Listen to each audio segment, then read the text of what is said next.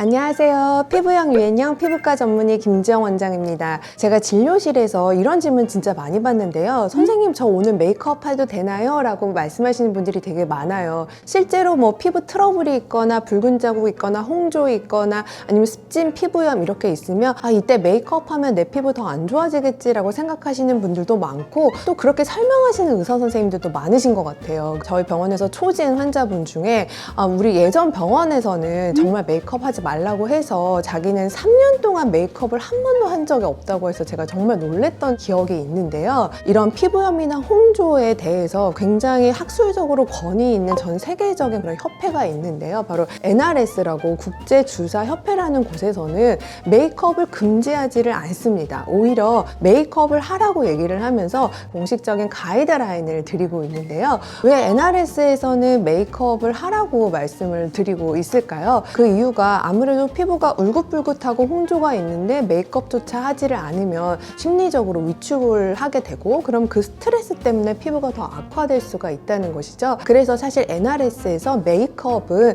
그냥 단순히 피부를 예뻐지게 하는 것이 아니라 피부의 어떤 심리적인 치료제로 보고 있습니다. 그래서 오늘 저는 문제 피부도 문제없이 메이크업하는 방법, NRS의 공식 가이드라인을 여러분께 말씀드리려고 합니다. 문제없이 메이크업하기 위해서 성분에 집착하시는 분들이 굉장히 많으실 거예요. 근데 NRS에서 성분보다 더 중요하게 생각하는 것이 바로 도구입니다. 대부분 손으로 바르거나 이제 스펀지를 사용하는 경우가 많은데, 손의 열이라든지 아니면 스펀지의 자극 때문에 이 두 가지는 전부 다 금지를 하고 있고요.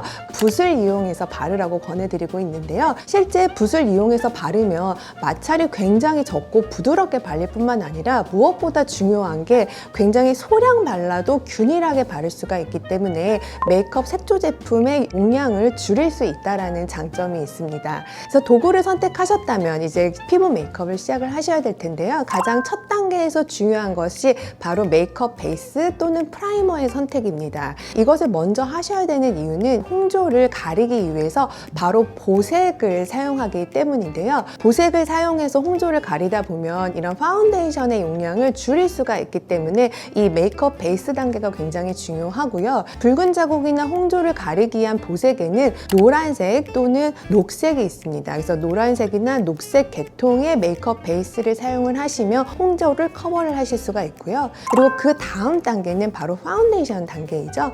파운데이션 단계에서 중요한 거는 두 가지가 있는데요. 일단 첫 번째는 제형입니다. 최대한 오일 프리 제형을 선택하시는 것이 좋고요. 그리고 두 번째 중요한 것은 색을 선택하시는 건데, 최대한 본인의 피부색과 같은 피부색을 결정하시는 것이 좋은데요. 근데 문제는 피부가 붉거나 붉은 자국이 너무 오래 있다 보면 자신의 피부색을 잘 모르시는 경우가 많아요. 그래서 어떤 부분을 나의 피부색으로 결정하냐, 바로 그 귀 바로 앞에 있는 그 피부를 자신의 피부색으로 보고 있습니다. 근데 요즘에는 파운데이션 사용하지 않는 파데프리 화장품도 유행을 하고 있어요. 붉은 자국 부분만 부분적으로 이제 커버를 할 때 아까 선택하셨던 파운데이션보다 한 단계 밝은 컨실러를 사용을 하셔서 그 부분만 커버를 해주시면 좋습니다. 그래서 이렇게 기초 화장을 끝나고 마무리는 미네랄 팩트 또는 미네랄 파우더로 마무리를 해주시는 게 피부 장벽을 보호해주는 기초 화장법이 될 수가 있는데요.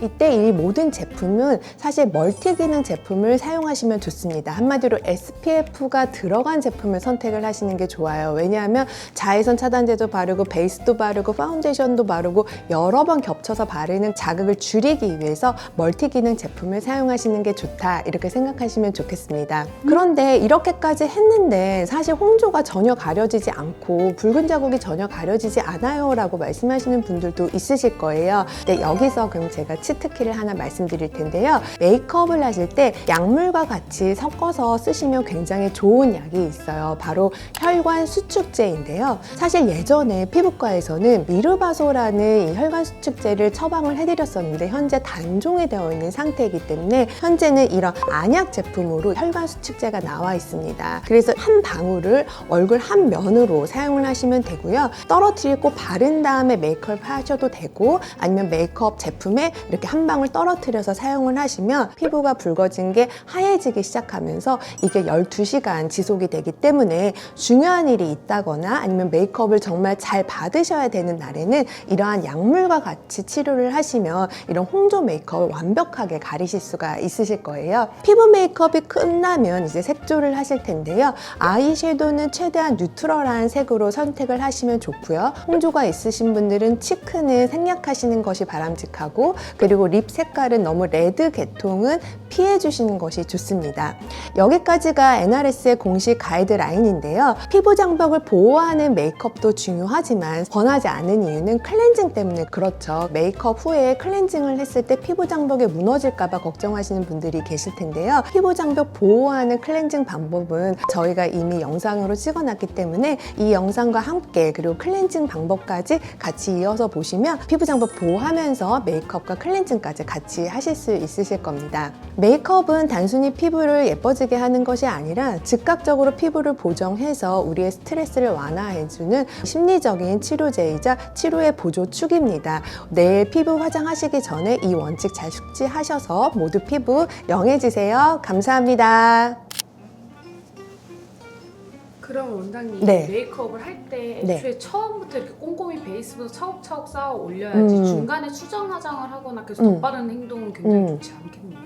꼭 그렇지는 않아요. 왜냐하면은 보습제도 그냥 계속 덧바르시거나 아니면 자외선 차단제도 그냥 계속 좀 덧바르실 수 있잖아요. 팩트 파우더 같은 것들로 마무리 하시는 것도 괜찮습니다. 팩트 파우더를 이제 말씀드리는 이유는 파우더가 눈에 보이잖아요. 이런 정도의 가시적인 그런 파티클들은 모공 안으로조차 들어가지 않기 때문에 커버해주는 가장 좋은 것이 이제 파우더로 보거든요. 그래서 추천해 주신 네, 거예요. 네.